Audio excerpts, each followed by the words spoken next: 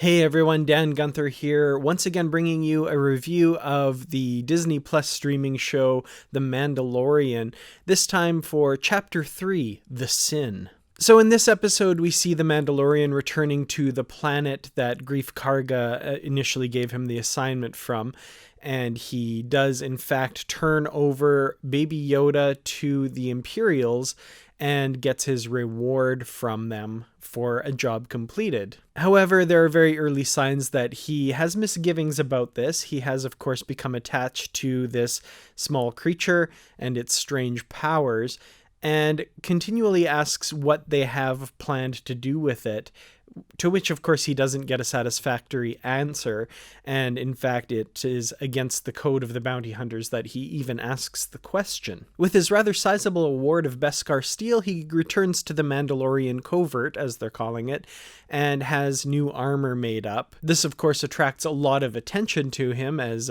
now he's definitely pimped out with all this new armor, which also means there should be a new action figure made of him. There does seem to be some dissent among the Mandalorians, pointing out that the Beskar that he got was acquired in the Great Purge, showing that there's kind of discord among them that he shouldn't be dealing with Imperials to obtain this Beskar. While his armor's getting forged, we get another flashback to his past, a few more little clues. He was, of course, as he said earlier, a foundling, and we see that his parents seem to have perished in an attack by what appears to be separatist droids, and we actually get a look at one of the super battle droids that you may be familiar with from the prequel trilogy, episodes 1, 2, and 3. The Mandalorian gets a new bounty from Greef Karga and is about to set out, but his feelings of protectiveness for Baby Yoda kind of take over, and he decides to steal it back from the Imperials. He breaks into the client's stronghold, killing a number of stormtroopers along the way, and encounters Dr. Pershing, who is performing some sort of test or experiment on Baby Yoda.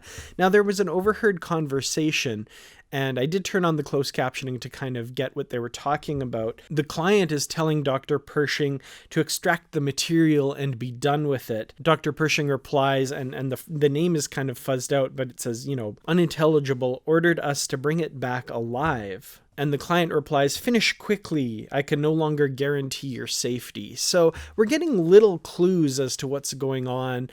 They're extracting something from Baby Yoda, and there's kind of different opinions as to what should be done with it. Now, when the Mandalorian breaks in and kills the stormtroopers, he finds Baby Yoda, and Dr. Pershing has some interesting things to say. He says he's the only reason that Baby Yoda is still alive. Whether or not we can take him at his word, he does seem to have been fighting for Baby Yoda with the client earlier, but in any case, the Mandalorian takes the child and makes his escape.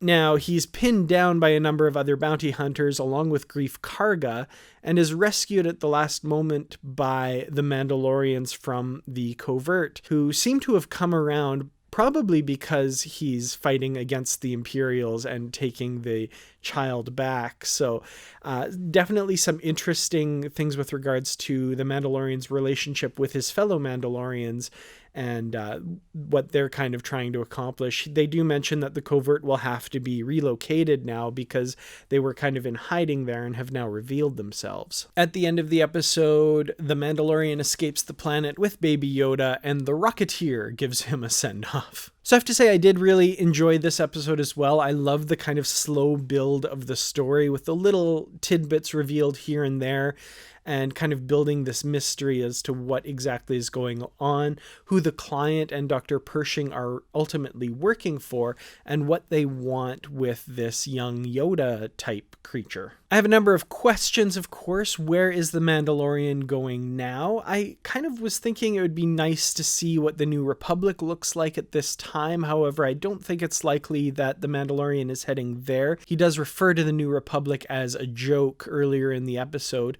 This might have just been to kind of throw off Greef Karga, maybe not, but it seems that the New Republic is not well regarded. They've not really consolidated their power yet, possibly. So yeah, I'm really curious where he's he's planning to go with this young baby Yoda, and what his plans are now. Now, obviously, there's going to be a lot of pushback against this. There are a number of bounty hunters that are probably going to be chasing him, as well as likely the forces that this Imperial client controls. I'm really enjoying the characters and the kind of relationships that are being established.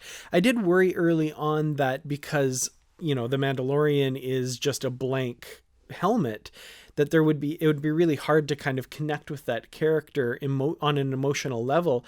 However, they're doing a very good job of making me care about this character and his motivations and what's going to happen to him. Of course, Baby Yoda is cute as hell, so that's really helping, of course, as well.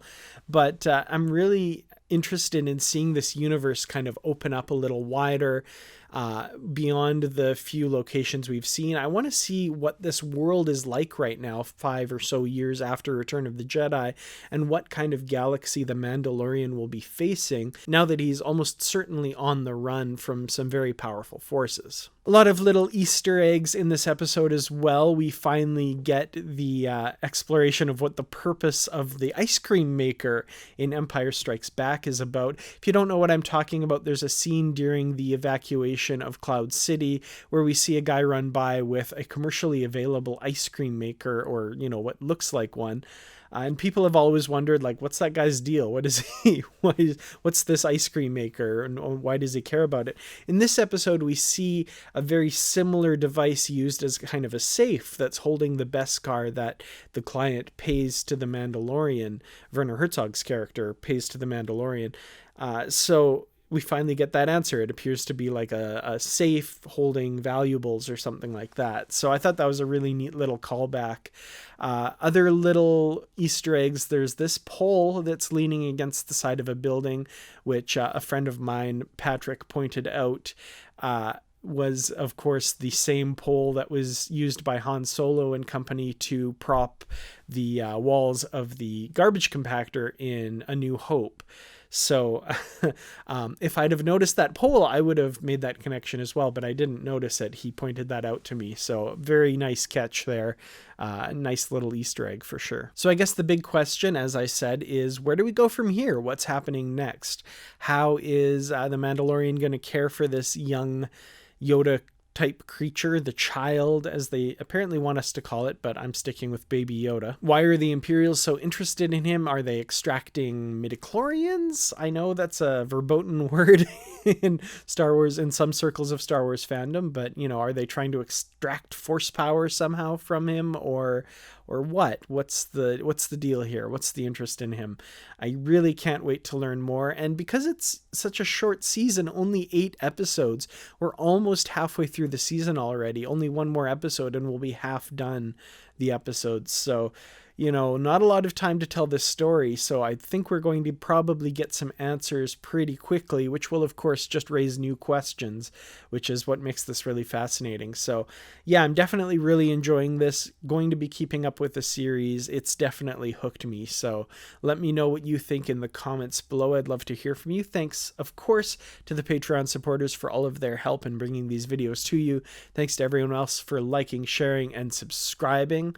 I'll see you in the next video, and until then, I gotta get one of those.